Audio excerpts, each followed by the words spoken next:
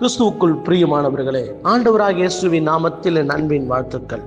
யோபின் புஸ்தகம் 8ஆம் அதிகாரம் 7ஆம் வசனத்தை வாசித்து பாருங்கள்.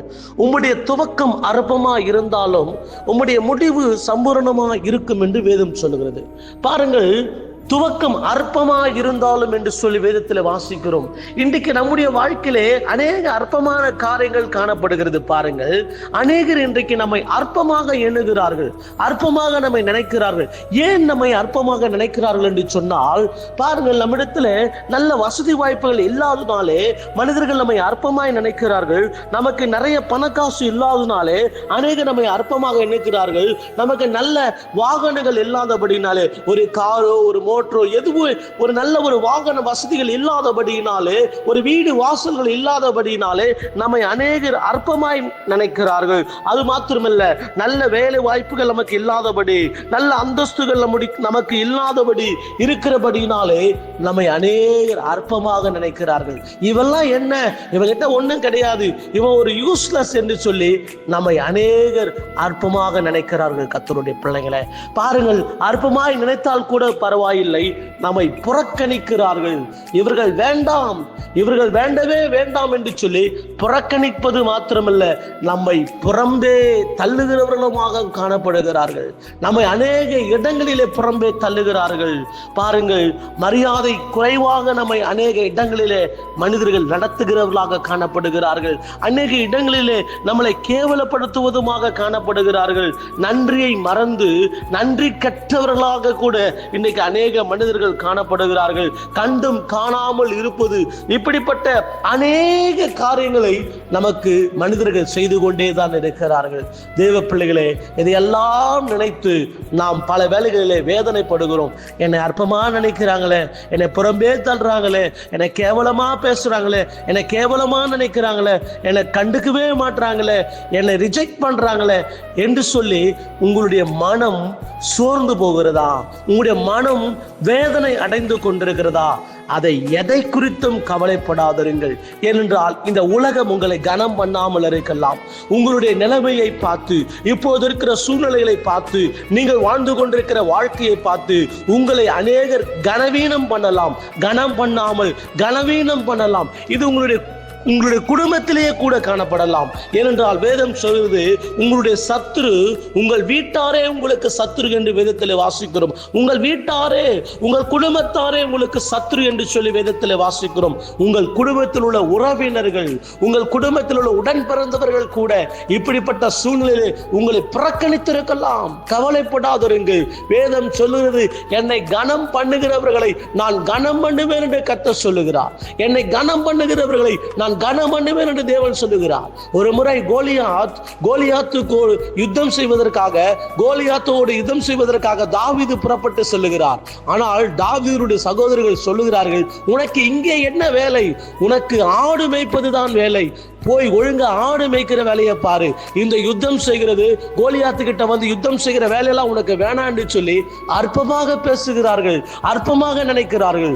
ஆனால் தாவீதுக்குள்ள ஒரு வைராக்கியம், அல்லேலூயா, சேனைகளின் கர்த்தர் என்னோடு கூட இருக்கிறார், இஸ்ரவேலின் ராஜா என்னோடு கூட இருக்கிறார், இந்த கோலியாத்தோடு கூட நான் யுத்தம் செய்து வெற்றி பெறுவேன் என்று சொல்லி எல்லோரும் புறக்கணித்த சூழ்நிலையிலே, அவர்கள் சகோதரர்கள் எல்லாம் அர்ப்பணமாய் எண்ணின சூழ்நிலையிலே போய் கோலியாத்தோடு கூட யுத்தம் செய்து வெற்றியை பெற்றார். தேவனுடைய பிள்ளைகளே, இன்றைக்கு உங்களுடைய வாழ்க்கையில உங்க சகோதரர்கள்லாம் உங்களை அற்பமா பேசுறாங்களா, பரியாசம் பண்றாங்களா, கேலி பண்றாங்களா, கிண்டல் பண்றாங்களா, உங்களை பார்த்து இவெல்லாம் என்ன செய்ய போறான்னு சொல்லி உங்களை கேவலமா நடத்துறாங்களா, கேவலமா நினைக்கிறாங்களா?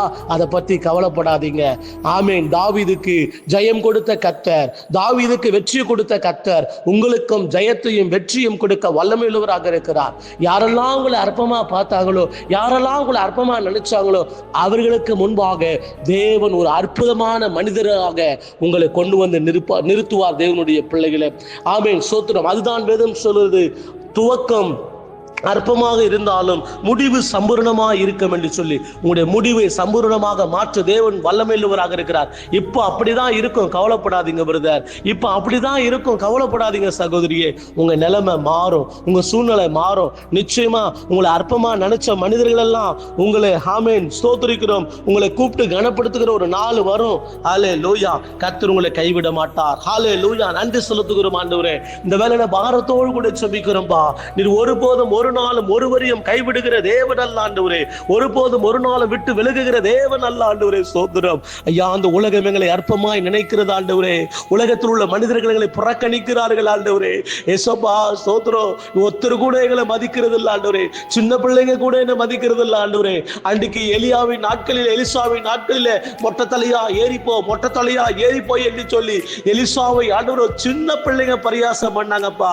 சின்ன பிள்ளைங்க கேலி பண்ணாங்கப்பா. ஸ்தோத்திரம் ஆண்டவரே. தகப்பனே இன்றைக்கு அதை போலதான் ஆண்டவரே சிறு பிள்ளைகள் கூட எங்களை பரியாசம் பண்ணுகிற ஒரு நாட்களில் இருக்கிற ஆண்டவரே. சின்ன பசங்களை இருந்து ஆண்டவரே பெரியவங்க வரைக்கும் எங்களை புறக்கணிக்கிறாங்க, எங்களை பரியாசம் பண்றாங்க, எங்களிடத்துல ஒண்ணுமே இல்லாத நினைத்து வேதனைப்படுத்துறாங்க, கேவலப்படுத்துறாங்க. இதெல்லாம் நீங்க பார்த்து கொண்டுதான் ஆண்டவரே இருக்கிறீங்க. இதெல்லாம் அறிந்து கொண்டுதான் ஆண்டவரே நீங்க இருக்கிறீங்க. ஏசப்பா அந்த உலகத்துல யாருன்னு அற்பமா நினைத்தாலும் நீர் எங்களை அற்பமாய் நினைக்க மாட்டீர் ஆண்டவரே. யார் எங்களை புறக்கணித்தாலும் நீர் எங்களை புறக்கணிக்க மாட்டீர் ஆண்டவரே. யார் எங்களை மரியாதை குறைவாய் நடத்தினாலும் நீர் எங்களை கனப்படுத்துவீர் ஆண்டவரே. ஏசப்பா ஸ்தோத்திரம். இந்த சிச்சுவேஷன்ல இந்த சூழ்நிலையில இருக்கிற ஒவ்வொருவரும் கரம் பிடித்து கர்த்தர் தூக்கி எடுக்க முடியாது ஜெபிக்கிற ஆண்டவரே. இந்த நிலையில இருக்கிற ஒவ்வொருவரும் கர்த்தர் கரம் பிடித்து தூக்கி எடுக்க முடியாது ஜெபிக்கிற ஆண்டவரே. ஆரம்பம் அற்பமா இருந்தாலும் முடிவு சம்பூர்ணமா இருக்கும் என்று சொல்லீரே. இதோ சம்பூர்ணமான ஆசீர்வாதத்தை ஒவ்வொருவருக்கும் தாரும் ஆண்டவரே. சம்பூர்ணமான ஆசீர்வாதங்களை சம்பூர்ணமான நன்மைகளை என் தேவனாய் கர்த்தர் கொடுக்க முடியாத ஜெபிக்கிறோம் ஐயா. இயேசுவின் நாமத்தில் எங்கெல்லாம் வெட்கப்பட்டார்களோ, எங்கெல்லாம் புறம்பே தள்ளப்பட்டார்களோ, எங்கெல்லாம் புறக்கணிக்கப்பட்டார்களோ அவர்களுக்கு முன்பாக கர்த்தாவே உயர்த்தி வைக்க முடியாது ஜெபிக்கிற ஆண்டவரே. அவர்களுக்கு முன்பாக மேன்மைப்படுத்த முடியாது ஜெபிக்கிற ஆண்டவரே. கர்த்தர் உன்னை மேன்மைப்படுத்துவார் என்று வேதத்தில் வாசிக்கிறோமே. கர்த்தர் உன்னை மேன்மையாக வைப்பார் என்று வேதம் சொல்கிறது போல இதோ தேவனுடைய பிள்ளைகள் ஒவ்வொருவரும் மேன்மையாக நீர் வைக்க முடியாது ஜெபிக்கிற ஆண்டவரே. அற்பமாய் எண்ணப்பட்ட இடங்களிலே கர்த்தர் மேன்மையாய் வைக்க முடியாது ஜெபிக்கிறோம் ஆண்டவரே. இயேசுவின் நாமத்தினாலே அல்லேலூயா. தேவனால் கூடாத காரியம் ஒன்றும் இல்லை.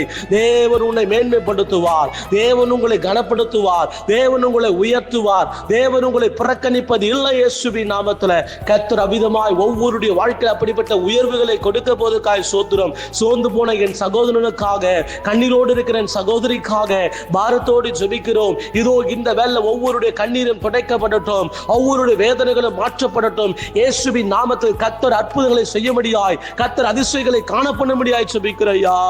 எசப்பா ஒவ்வொருடைய இருதயத்தில் காணப்படுகிற வேதனைகளிலிருந்து விடுதலை தாருங்க ஆண்டவரே. வேதனைகளை மாற்றுங்க ஆண்டவரே.